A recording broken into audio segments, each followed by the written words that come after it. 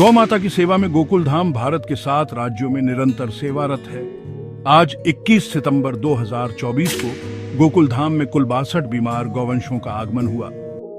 हरियाणा से 41, राजस्थान से 4, दिल्ली से 8, उत्तर प्रदेश से 4, उड़ीसा से 3, पश्चिम बंगाल से 1 और उत्तराखंड से 1। गोकुल धाम की समर्पित चिकित्सक टीम ने तत्परता से इन सभी गौवंशों का इलाज किया। जय गौ माता।